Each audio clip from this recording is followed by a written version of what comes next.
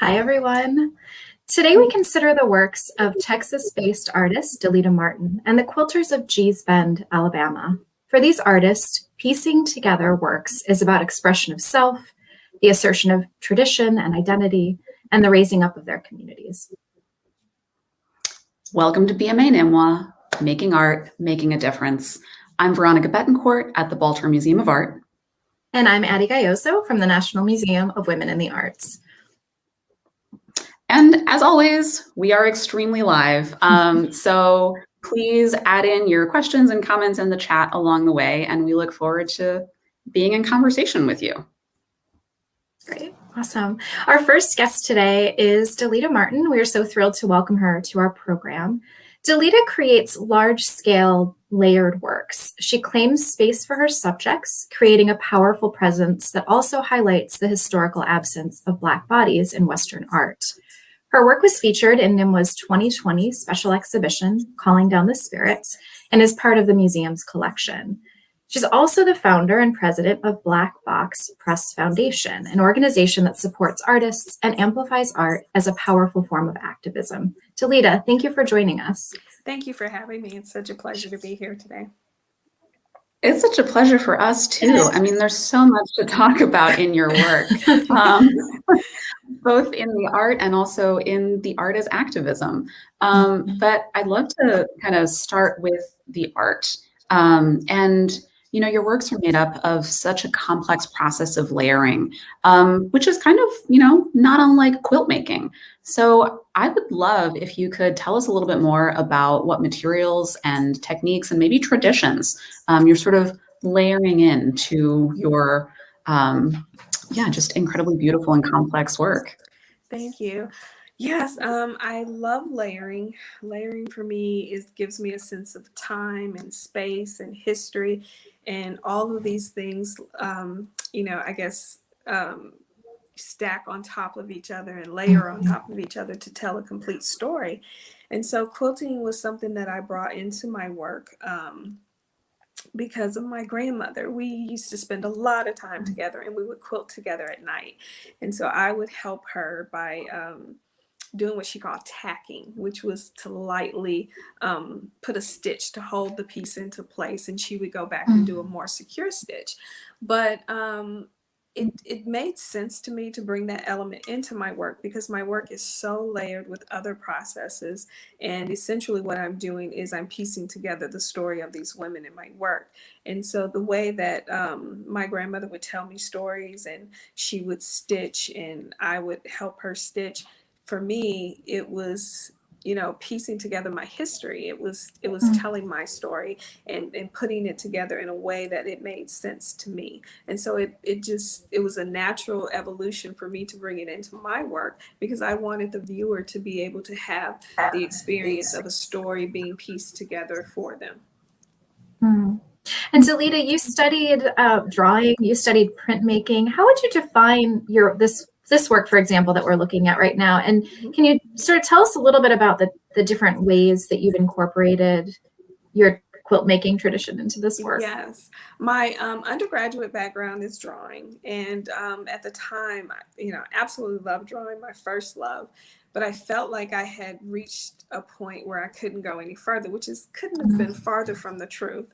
But as an artist, sometimes you get in those spaces where you're having a hard time navigating forward.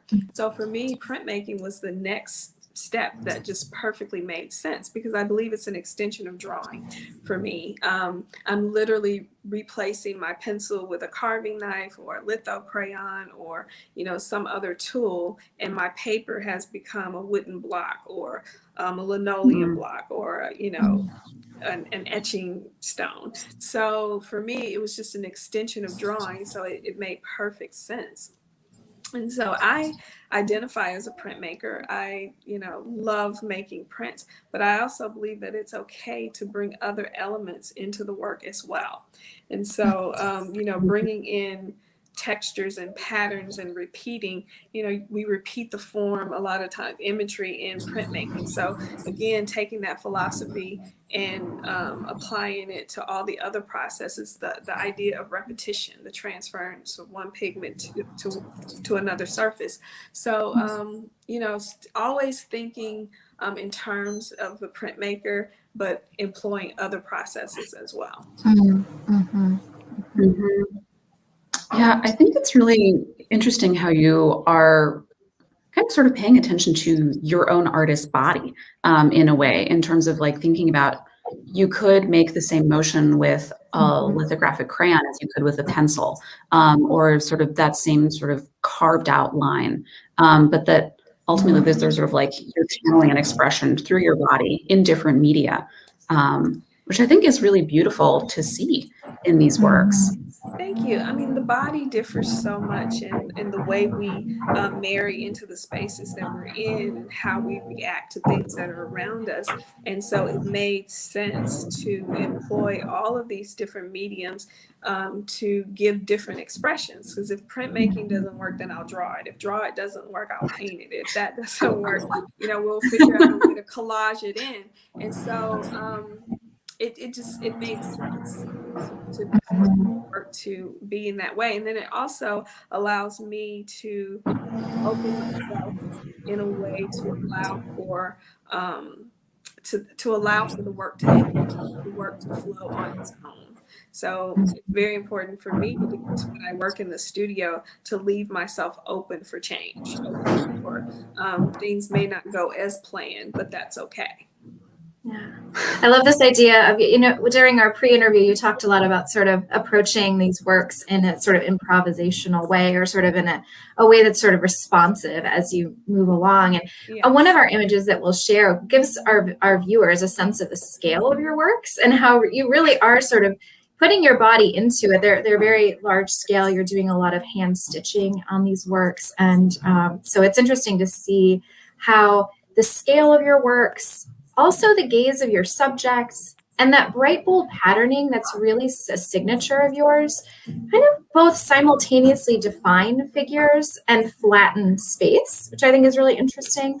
And you talk about your language, your sort of work as being your own visual language. And I'm curious about if you can talk a little bit more about how you're able to assert both the physical presence of your subjects, but also the transcendence, in a way, of their bodies and of their spirits in your works. Yeah, so size plays a really, really important part in my work. The patterns play an important part because they tell a story. Those are my visual language. The objects that you see in the work, the patterns that you see in the work, how they're arranged in the work, all speak about telling a story and positioning a figure within that space. And so when I talk about scale for me changes the conversation in the work. Are you or are you? For the most part, are Black women who have throughout history been marginalized. And so I wanted to create images and works in a space that is, in a sense, confrontational to the viewer. So you will see me, you will feel my presence. And, it's this challenge to engage with the figure. And so, from that perspective, scale became very important. And then the pattern, when you see the patterns that I refer to as the veilscape moving in and out of the body, it references how we position ourselves in a place or how we marry into a space that we're in. So it's like how connected you are with what's happening around you, with your story, how your story is basically the foundation of that fabric that you're in, that space that you're in. Oh, that's so beautiful. So sort of thinking about the veilscape almost as the interface between the spiritual and the biographical in a way. Yes, absolutely. So the idea of how do we transition into those spaces? And then it also begs the question of, are you entering into another space? Or are you re-entering into our space? What's happening, in this work? And for me, once that conversation has started, then I have done what my responsibility, I have achieved my responsibility as an artist, which is to make the invisible visible and make the intangible tangible. That's my responsibility. I love that sort of negotiation of space, physical space, spiritual space, and also this this sense that you're creating a conversation between the figure and the person viewing it is really beautiful to think about all of those sort of the give and take of your work in a lot of and even the process of the work is a give and take. I initially start the work with the veilscape, and then the portrait comes next, and after that there's a give and take between, a push and pull between all of the mediums. And so each layer that I work on kind of dictates what happens in the next layer. How the story unfolds is determined by a layer of the work. What happens in the first layer, the second layer, so forth and so on. So, I'm very much allowing the work to come through and not having a preconceived notion of what this work will be about or what it should be about. I'd love to talk about your figures, because we've talked a little bit about sort of who they are, like who your models are, and how you identify your figures as not necessarily portraits of individuals. I'd love to hear a little bit more about how you approach that. I have never been interested in portraiture in terms of the hyper-realist aspect of it. I find that art very intriguing and beautiful, but I prefer my goal as a portrait artist is to capture that twinkle in your eye, that subtle gesture that, no one quite notices, but, it may catch someone's eye. That's what I'm interested in. And for me, that's the spirit of who the person is. And so when I initially started out, and I look back at my early works, much early, grad school and earlier, these were figures that were inspired by women who lived in my community, my mother, my grandmother.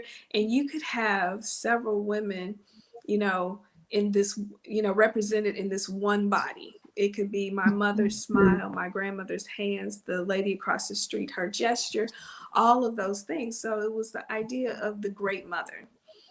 And as time went on, we began to look at the shadow figure, which is the figure that, from the other world. How do we interact with these shadow figures?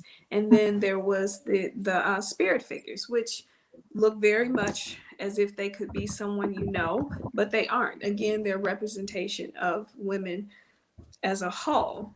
And so I moved home, which I hadn't been back in Texas for many years.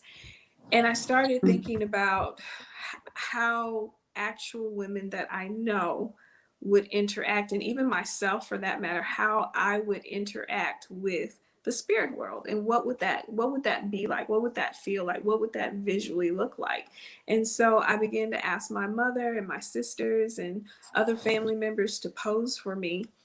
And then I started to branch out more towards friend and extended family. And so those are the women that you see in my work now, but they're also interacting with the spirit figures and the shadow figures and, the great mother. They're all interacting together. And then, of course, the circular pattern that you see throughout my work always represents a female presence in the work. I love, so the image that we actually have up right now is a work we were lucky enough to acquire at the Women's Museum. And it's you've talked a lot about your female figures, and there are a few works that incorporate men. And maybe you can share a little bit about who this is. And this is my husband. Yeah. One of your very few male figures, and we just wanted to share that one. Yes. This piece, I had actually been, I had asked him to pose for me before, and he'd always put it off. But this piece was actually created during the time of the death of my nephew, who had died in the family.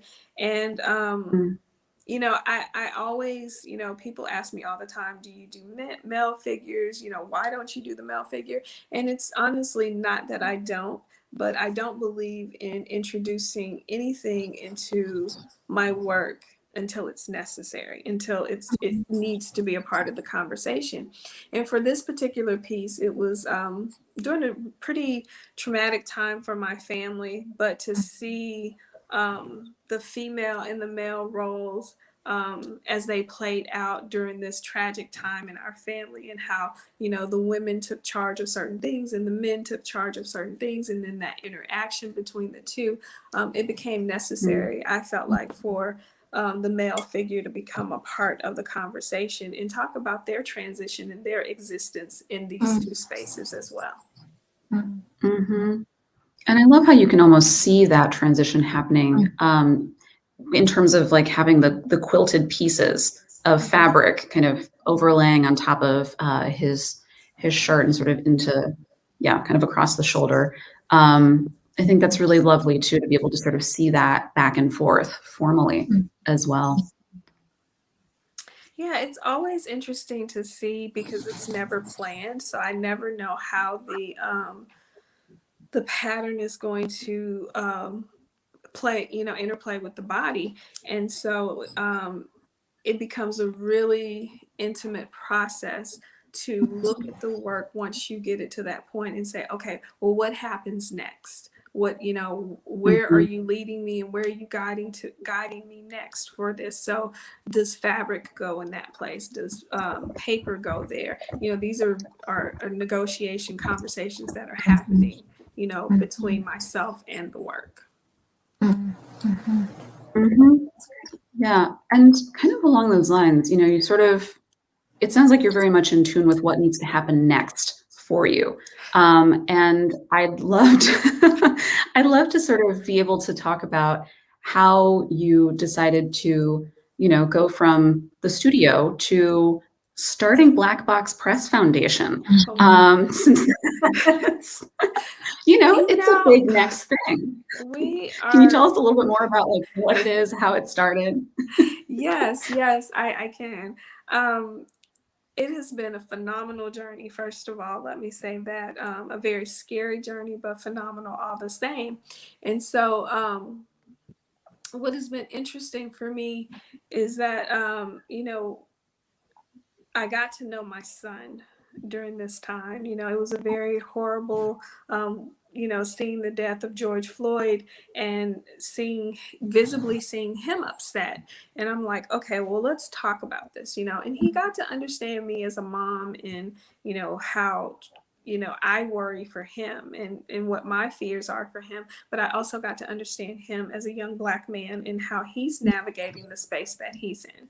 And so this is a kid who's always worn hoodies, and I've even gotten emails from his school saying, could he not wear the hoodie to school? And it goes all the way back, to this another tragic death of Trayvon Martin, and which is totally senseless. But I asked him to pose for me because that's, art is how I express myself, is how I talk about how I feel. And so I began to ask him, if your hoodie could say something, what would it say? And he said, let me breathe. And for me, that was such a powerful statement, because he was not asking permission for his right to live, his right to exist in this space.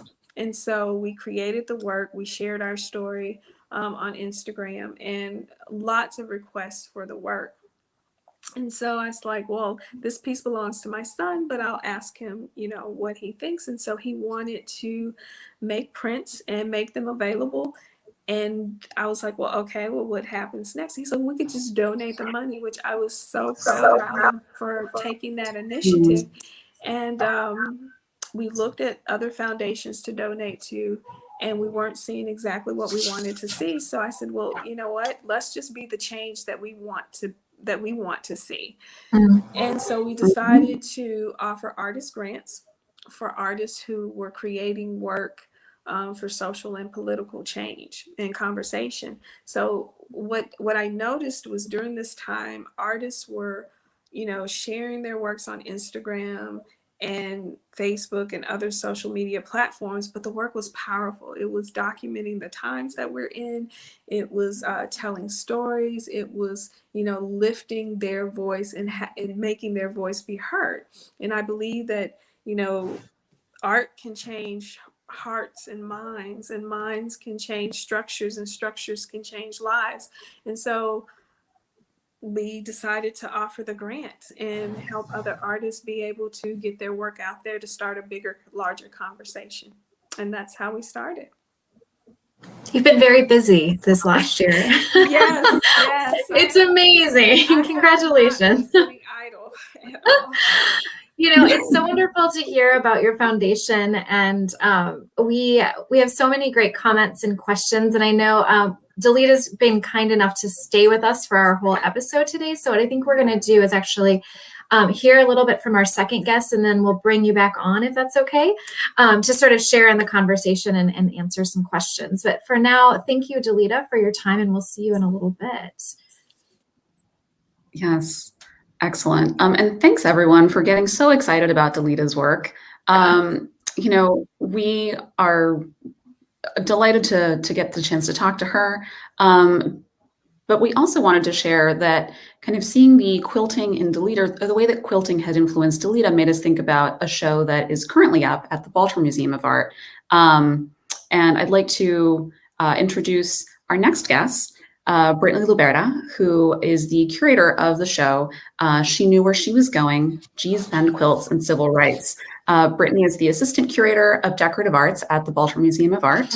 And Brittany, thanks so much for joining us. We're so happy to get to keep talking quilts, keep talking social change, and see how art really does make a difference. I just feel like the whole hope for the show, which was to, like, the original thought was formed right after George Floyd's murder, and we just acquired these quilts I'll tell you about, but the whole purpose was to, okay, how can we contextualize Black women quilters and their long history of activism in America, using our historical collection, because so much is happening right now too, and I'm just feeling so fulfilled. Like I'm hoping the show fulfills that long, telling that earlier history that Delita's continuing. So that's pretty cool. But thank you very much for having me today. Thanks for being here. It's a pleasure. And I'm glad that you brought up, how important the idea of the quilters of Gee's Bend really being engaged in social change. Because one of the things that I think does come through really clearly is that, there was a strong sort of force of self-determination for a lot of the women who were quilting in Gee's Bend. And we see this not just in their quilts, but also more specifically in their community organizing. Even, from the very title of the show, which starts out with a quote, "She knew where she was going," which really emphasizes that idea of self-determination. And I'd love for you to tell us where that phrase comes from. Great. Yeah, so right now at the BMA, we have up 5 quilts from Gee's Bend in South Central Alabama, and the quilts are made between 1950 and 1970, and it's 5 individual Black women quilters. And the title of the show, "She Knew Where She Was Going," came out of a phone call with Nell Hall Williams' daughter. And Nell Hall Williams is the quilter of this work. And she was describing her mother's process for making quilts in Gee's Bend, which is really an independent kind of craft evolution, of design evolution in American quilting history and quilting history at large. And she explained her mother's process, which was to take sort of these scraps of generally found material or used material, worn material from their household or bought in bulk from like local hospitals, for example, and cut them up into various pieces. And then instead of, if you're a quilter on this call, instead of having a kind of framework to work in a be-like scenario with other quilters, she explained that her mother, for this My Way quilt, took each piece, put it in a pile, put it beside her, and then she'd grab a piece and sew it on, and then she'd grab another square and she'd sew that on. And Doris Mooney, her daughter, said she knew where she was going. The concept for the quilt was in her mind, and she had it there. She didn't need a pattern. This isn't something that follows other rules, that follows a preset diagram. It was just her intention and her creativity that led the way. And I thought that was such a fantastic parallel to the formation of the Freedom Quilting Bee, which is an artist collective founded in Gee's Bend following the Civil Rights Movement, or during the Civil Rights Movement, very much so, in 1966, which is we can talk about it more maybe with other quilts too, which is all about enfranchisement for the community through the sale of the quilts. So yeah, she knew where she was going.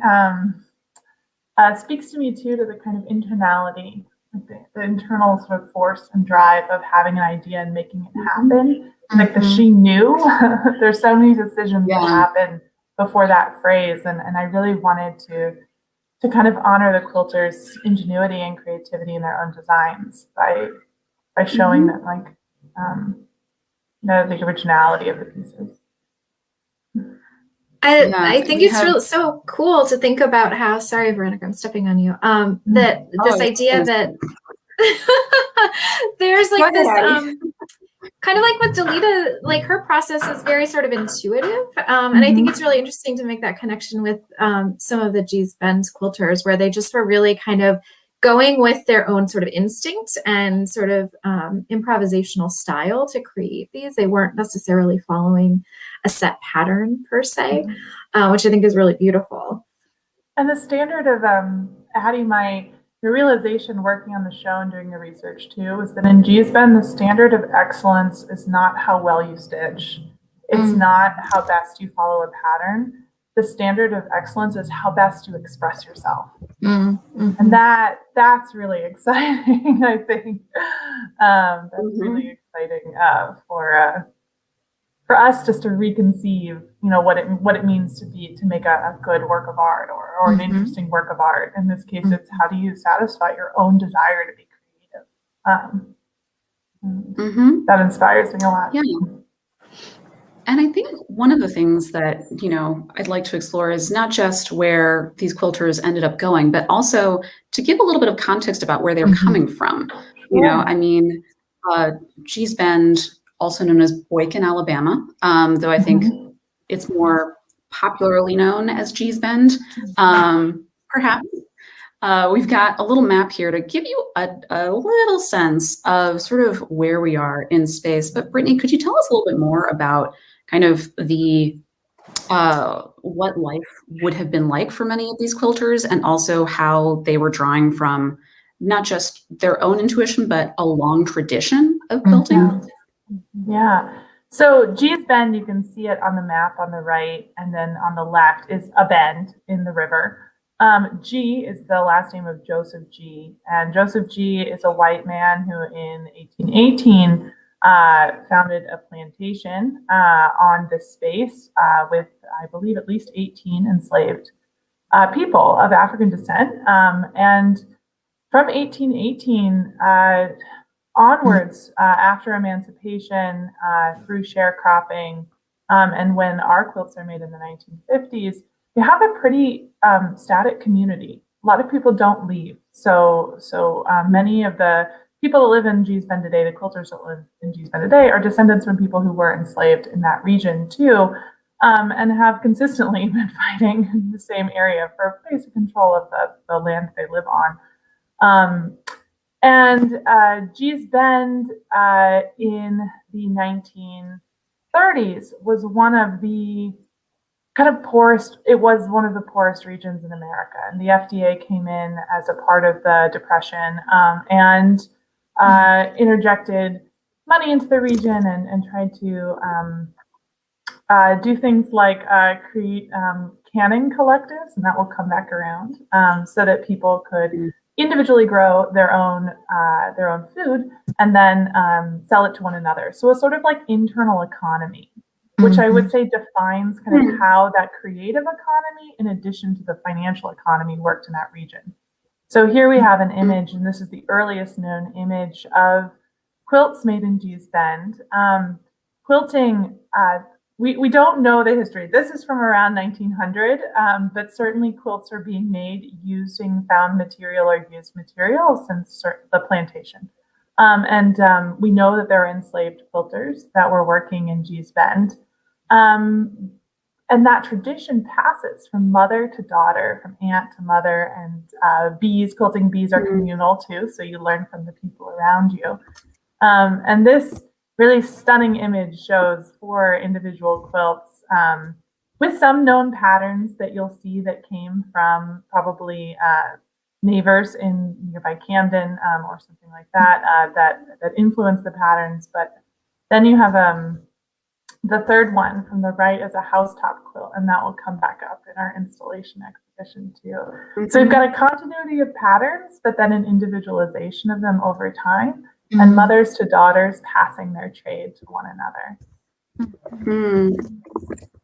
I mean, that's lovely. I think, especially as, you know, we just heard from Delita, sort of thinking about these networks of women and generations of women kind of coming together sort of in her process, and sort of thinking about that same sort of coming together, whether that's, you know, a daughter sitting next to a mother, kind of learning how to quilt. And I'd love to take a closer look at one of the works that's in the show. If we could maybe look at the diamond and square quilt. I know, Brittany, it's a favorite of yours. So Yeah. And maybe talking us through a little bit about what sort of distinguishes this as a Gee's Bend quilt. Yeah, so this is a pattern that has sometimes called an economy block quilt. It was a pattern that's found across America during the Depression, or you can call it diamond and square too, which you can see in front of us. But what distinguishes Gee's Bend quilts are, I think you can see in this example from around 1950, are this kind of kaleidoscopic combination of various fabrics. And the maker of this quilt, Pearlie Irby Petway, she was born in around 1893 and died in 1955. And this particular quilt is the only work we know by this maker. And in fact, we have no photograph of this maker. I found her possible birth date, 1893, through census records. So this is our living record of this creator in American history, and I like the work for its singularity in that sense. You know, we see one person's design in mind here, and also all of the sources of fabric in their lives. So the stars, that's quite thin. Maybe those are bed sheets. Above that, you know, those orange and yellow checkered pattern. That's a flannel too, so a kind of cut flannel. And I really like her creativity in making a square one color and then the background of a different block that color. So once you sort of hone in on that, you can see that in the blue stars too. It's maybe an easy one to see. And I see a different color every time I go look at this. A new block rises to the surface. And what we can't see from this image, but what really distinguishes for me this quilt from being not a known pattern in quilting history, but a Gee's Bend quilt specifically. So I come to the exhibition if you can, because we have it displayed so you can walk right up, really look very, very closely at the blocks, the backing stitching. So the stitching that attaches the back of the quilt, so maybe cotton batting in the center, and then this front piecing. That stitching, that backing stitching, it just flows over the surface of this. Much like we were talking about with Nell Hall Williams and the My Way quilt, her following her own accord, the stitching for this meanders over this pattern. It flows over this pattern. So there's almost a sort of second layer, a second work of art in my mind on top of the diamonds and squares pieced together here. And that's where I feel like it's like following like trains of thought in someone's mind. You know, you're following wherever they're leading you. And I find that maybe the depth of the quilt is actually on the surface in these white stitches. Oh, that's interesting. And, you know, you talked about how sort of special the Pearlie Irby Petway quilt is, just for being the only known one made by her. The BMA is very fortunate to have 5 quilts made by women of Gee's Bend. And, you know, it is an intimate show. So if you come to the BMA, you can see them all in the room. We're sort of going to cycle through some of those images. And Brittany, I wonder if you could tell us a little bit about kind of what we are sort of seeing in some of the other quilts that are on view. Sure. So the BMA acquired the quilts from the Souls Grown Deep Foundation, which is this foundation that supports Black arts in the South. And we chose these specific 5 quilts so that we could have a time frame from the 1950s to the 1970s, which buttresses also the Selma to Montgomery March and the Voting Rights Act in Alabama, that time period. And in terms of artist production too, we get to see individual quilters working. So you can see partially here on the left is Loretta Petway, who's maybe one of the most original artists. That's the olive green and blue 4-black quilt on the left. So we see artists working in individual modes. But then on the right here, this white and black quilt, and you should notice maybe just by looking that it's a little more organized than the rest of the quilts, a little more of that grid-like pattern that we're seeing disrupted by Loretta Petway on the left. That quilt, the black and white one, is by Lucy Mingo, who I interviewed for the exhibition. She's 89 years old. She might be 90 now, 90 years old. And she was a specialist in the chestnut bud pattern. And in 1966, a really important event happened, and that's the founding of the Freedom Quilting Bee, which is the first time that Gee's Bend quilters sent their productions, which they were making for one another, like the audience was each other, out of their community. And it was through a religious network up to New York, where over 100 quilts were sold in March of 1966, one night. And one night as a fundraiser, really, for the enfranchisement of Gee's Bend. And that auction, Chestnut Bud quilt was in that auction, not this particular quilt. We can't tell. It's unfortunate the archives are not helpful there, but darn. but a Chestnut Bud quilt was sold at that auction. And that auction led to a second auction of the same year. And then this coalition of artists founded, led by this woman named Estelle Witherspoon, who had worked in the 1930s at one of the canning cooperatives sponsored by the FDA, so had experience leading a collaborative coalition to make money together. She founded this Freedom Quilting Bee, and they worked with a lawyer, they had a charter, and they, within 3 years of this kind of revolutionary idea for them to send their quilts out into the community, other communities, had contracts with Bloomingdale's, had contracts with Sears Roebuck. They were working with Parrish Hadley's designer. And so they began to get commissions from across the country, and the quilting becomes a little more compartmentalized at that time. It starts to follow repeated patterns for the commercial world, which was the backlash test in the 70s too. And the quilters kind of take back and step back from the commercial production for their work. But here's the flyer for the quilt auction in May 1966. The Voting Rights Act is passed. The marches are in 1965. So we're talking about a period in time here where these women are actively being and recording that they're tear gassed. They are arrested trying to get to vote. These are the quilters. The quilters, the ferry to their town is shut down by the white sheriff in Camden, where they'd have to register, who says, I shut it down not because they were Black, but because they forgot they were Black. I mean, it's very explicit discrimination and trying to keep Gee's Bend community isolated and subjugated. And so the moment these women decide to form this coalition to use their artistry to change their world is one of really heightened oppression and very explicit physical and financial oppression against them and their families. So these quilt auctions are also just risky too. I mean, how risky you spent months after they're all, it's an agricultural community, after you've worked outdoors on the fields for hours and hours, you come back at night and you make your quilt, and then you send it off somewhere that you've never been, to people you don't know, but for this chance that, like, this could change my world a little bit. And it did. Well, too.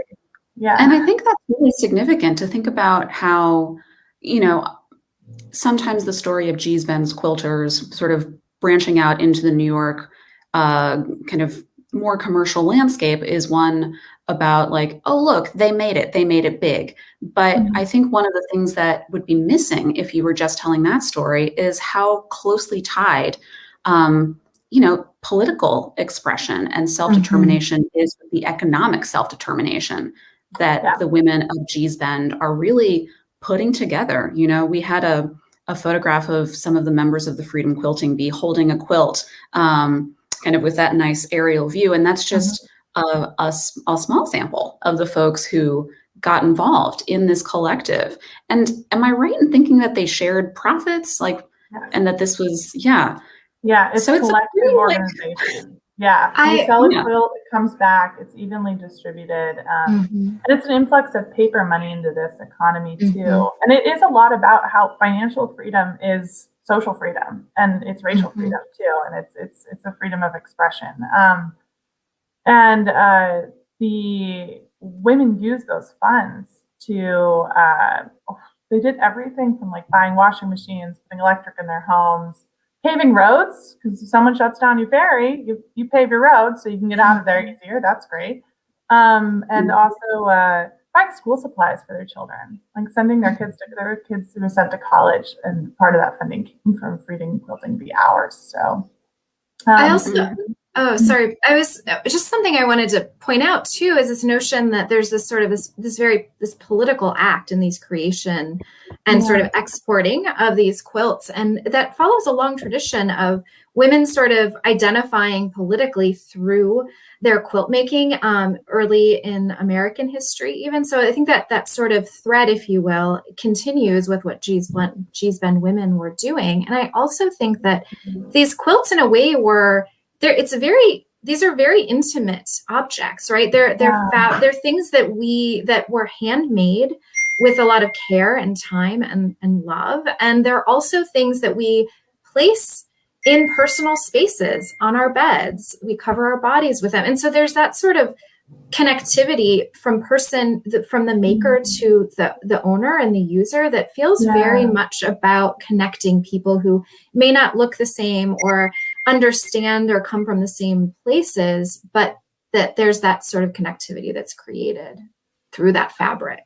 Oh, I think the intimacy, Addie, you touch on something I wanted to mention too, which is, you put a show together and you write the labels. And one thing I think I could have emphasized more, and we could have emphasized more in the show too, is how that intimacy and connecting oneself to one another through selling something that someone, is cozy and warm and you put over your body and you sleep under, is so linked to one of the some of the best discussions I had, and Lucy Mingo was great in our conversation talking about this too, was that when the quilters were doing this, yes, it was about finances, yes, it was about sharing and displaying their passion and their artistry, but there's also a component where this is a deeply spiritual community, and I can't wait to talk to Delita about this. It's a deeply spiritual community. It's a Christian community, so there's a lot of community organizing that happens through churches here.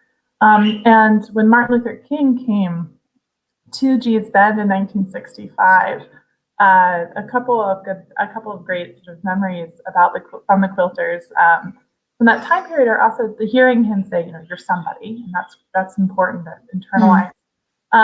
Lucy also mentioned that quilters brought out their quilts to show Martin Luther King in 1965 when he came, and she pointed out that some quilts were good and some were not that he saw. So I like that. Just like we have standard, we have things we'd like to show and things that, wow, she remembered after 50, 60 years. Him seeing that maybe we're up to par, but the spirituality, though, comes into play too when talking about one of Dr. King's goals, which is that it's God's work to reach across like racial lines, and it's bringing Black and white communities together is something that has to be done. You have to, and so the quilters saw themselves in sending these quilts made for their Black community out of that community is in part doing God's work and Dr. King's work of sharing communities, of integrating communities, of bringing people closer together. And they certainly some of the quilters thought about it that way, that I'm doing a spiritual act to transform to these kind of racial lines that are written on earth. Yeah, so I think that's a really powerful part of the show too, and a part of the act that we could emphasize more and more there. Yeah, absolutely. And, Brittany, you mentioned wanting to have Delita Martin in conversation. So if you didn't get a chance to talk to Delita at the very top of the show, she's coming back now. Hello. Hi, Brittany. How are you? Oh, Delita, your show at NMWA was the very last exhibition I saw before the pandemic. I went on March 10th of 2020. Wow. Your work was the last work I got to see for a year, and I'm just excited to see you in person over Zoom now. Thanks for sticking around with us, Delita. I think it's so interesting, Brittany, that you're talking about sort of this sort of spiritual connection that the Gee's Bend quilters had. And Delita, I'm wondering if you talk a little bit about, you talked about sort of the spiritual process in a way that you go through when you make your works of art. And maybe I put words in your mouth, but I sort of equated the way you were describing your studio and your practice is almost like a church space or a hallowed space. And I'm wondering if you talk a little bit about how spirituality comes into play. I think in discovering who I was as an artist and what my process was, I began to understand that from, preparing my paper to choosing the colors, the mixing of the colors, all of that is really a ritual for me. It's part of the process leading up to creating the work, which is a very intimate spiritual process for me. I connect with my work. These women tell me who they are. They tell me their stories. They tell me, what should happen next. This is, when I go into the studio, it's not about me, and it's not about how I produce the work. That that comes secondary for me. It's about the scale of the work allows me to become more intimate because I'm literally on top of the work. I'm sitting on the floor in the middle of the work. I'm covered from head to toe in inks and paints and all of that. And there's this intimacy that happens. And so walking into my studio, a space that I'm very protective of, it has a totally different feel than when you step outside the door. And, when you step inside, it is about, a higher connection, with nature, with God, and with all, with this other space that we so often, as children, we have a totally different understanding, and then we become adults and we're told to think a certain way or encouraged to think a certain way. And in this space that I work in, I work very diligently not to have that happen, to have it be a space that's open to receive and open to give. Well, and sort of along those lines, we actually have a question that I think is in part about Gee's Bend. I'm going to open it up a little bit, which is Sabina Diaz-Rimal asks, at what points, if ever, did outside quilting communities influence the work of quilters in Gee's Bend? And Delita, I bring that to you to sort of think about what are some of the influences that you do allow in, in addition to listening to the voices of the figures as they guide you. Yeah, I'm so, I always say that I'm always working, because I'm always working in my head. I'm always looking at textures. I'm always looking at patterns. I'm always looking, I can literally go into the grocery store and I'll see someone with a beautiful fabric, beautiful, pattern. And I'll ask, can I take a picture of this? Because it's something I can look at in my studio. I'm looking at nature. I take, pictures of flowers, and, I come back to the studio and I layer them with other patterns, and I create these layers of pattern and texture and color. So influence is all around you. Influence is, the communities that we are in, the spaces that we navigate through. Just anywhere that you can look, when you leave yourself open or allow yourself to be open and challenged and, encouraged, then, your influence is all around you. When Delita is talking, I'm thinking a lot about Lucy Petway, and she makes the housetop quilt, which is kind of the center quilt. It's the radiating squares that go in and out of one another. And Lucy was considered the kind of godfather of geese bed quilting. What comes to mind is she was considered the kind of just the pinnacle of new designs and innovation, and she made the most new designs. She was considered the sort of expert in all the designs she started.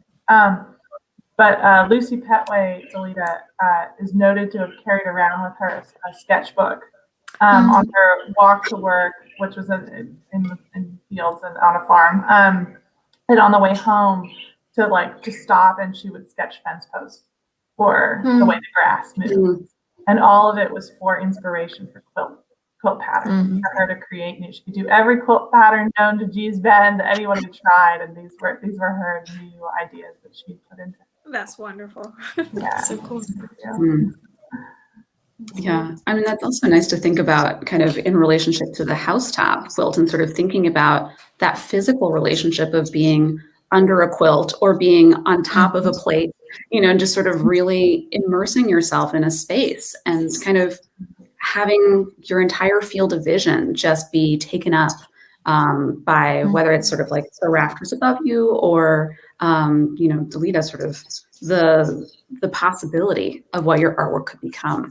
I think it's a really nice sort of physical relationship to consider.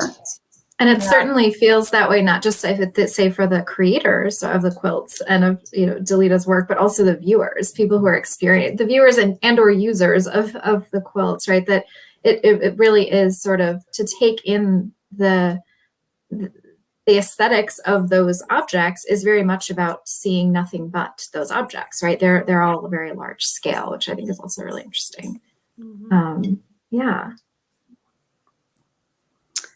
Yeah. Any other comments? I was just looking at our comments. So to answer the practical question too for Gee's Bend, like an outside influence, I think we know that some of the quilters in the early 20th century and probably the late 19th century too were commissioned by white communities around them to make specific quilt patterns for them. I'm talking about someone earning like $2 or $3 to make this quilt, and so they might ask for a pattern and have a pattern book and give it to the quilters. So there are pattern books that are in circulation. And then there are the kind of My Way quilts like we looked at with Nell Hall Williams that come just that are totally unique. The housetop one is a specialty, as Veronica was alluding to, of that region, and it refers to that a housetop. Like, so you're lying in your bed and you see wooden rafters. And what I love about that particular quilt is that when you can imagine a beam ending and another beam beginning on your roof, you see that in a quilt where a pattern, like a green pattern floor will end, and then they'll start, and the seam is very visible of a new pattern. And I love that kind of broken mimicking of how it would have looked above the bed, and that doubling of the comfort around your life that a roof provides and the comfort around your body that a quilt provides when you sleep. Yeah, we have a comment from Laura Rocco who wants to share that using a quilt can suggest a liminal space, much like the ghostly quality in Ms. Martin's work. I think that's. I remember my grandmother, if it was storming, if there's a big storm, she would sit us under a quilt, and she would tell us to be still and be quiet because God was doing his work. But this quilt, would hold us in place and comfort us. And, that's just one of those things that I distinctly remember being placed under a quilt when we needed to calm down and settle down for, for whatever reason. I'm wondering too, Delita, if you thought about, because your patterns, I'm thinking particularly of the one with the circles over the portrait of the younger man. If it's not a little bit like this backing stitching to this kind of extra layer of creativity that's a textile over an image or something like that, or over. It's about, for me, it's about marrying into the space, and that spiritual space in the waking world, the waking space, and how we exist between the two at all times, and being able to see the figure transition in and out. And so for me, as I began to develop my work, the question became, okay, you're talking about a spiritual space. You're talking about something that's intangible, something that, needs to be, seen and maybe felt, in order to gain a stronger understanding. So I had to decide what represented that space for me, and pattern and texture and color, the simplicity of it, the complexity of it, it mirrors so much of, both worlds. And so that became the visual in my work. And the circular pattern represents the female. There's always a feminine presence in my work, and it's the circle, it's the moon that you see. If it's a male figure, female figure, there's some abstraction or literal circular form. I had Thank you for made it. Oh, go ahead, Brittany. I was going to say that the male presence, the discussion about male presence in your work, I found really fascinating too, and about how you started with women, and then men entered at moments of deeper meaning, or when they, they arrived when they should, like basically in the work. And something that's come up so much about, especially when we discuss Gee's Bend and the history of Gee's Bend, is that we're only talking about women. And just a reminder, there are men, there are as many men, like there are men in that community. Just in the art world, we often only talk about women's production too. And it's a fantastic story about, this is just a fantastic action in the world on behalf of women for a community. But the male presence is just something I keep in the back of my mind looking at this too. Remember that men are sleeping under these things, that men are watching their wives and listening to their wives and daughters and mothers as they're singing while they're making these and things like that. I'm often asked about the way men perceive my work, and it's never been something that, I never felt the need to question it, because I've seen men in the spaces and how they connect with the work, which is amazing and fantastic to me, that they connect in that way. I believe we talked about the installation piece that I have, which is 300 plates, portraits of women. And as part of the installation, there's this huge table that I invite the viewer to sit and really be able to connect with the images around them. Well, one of the things I found most fascinating were a group of men that came in and sat down, and they shared stories and they sang songs. And it was just so incredible to see it become a universal inviting space, which is what I intended in its creation to begin with. I think it's also really nice to think about how some of these very intimate objects that you would find in a home, like a table with plates or a quilt, really set the stage for having these emotional connections. And I think, Delita, in your work, seeing folks who are maybe recognizable is part of that power of the familiar, in terms of being able to open up to things that are unfamiliar. It was, I began to think about, the language that I'm using, and I like to think of it in terms as a universal language. I use a lot of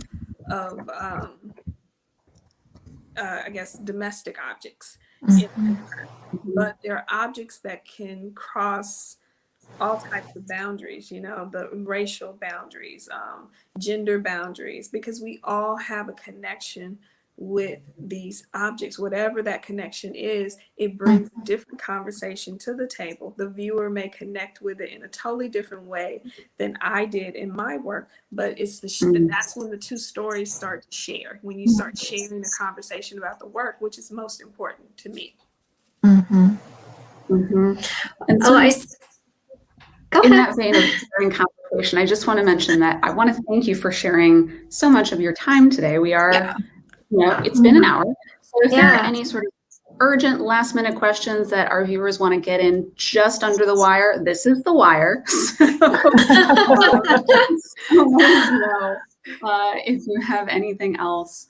Otherwise, I'll just share generally that folks have been so interested and made so many great connections to both your work, Delita, and also the work of the quilters of Gee's Bend. We've had folks share that, they grew up with members of their family quilting, or that, their communities made quilts to stay warm, whether that, and sort of these beautiful objects kind of were the result of a functional need.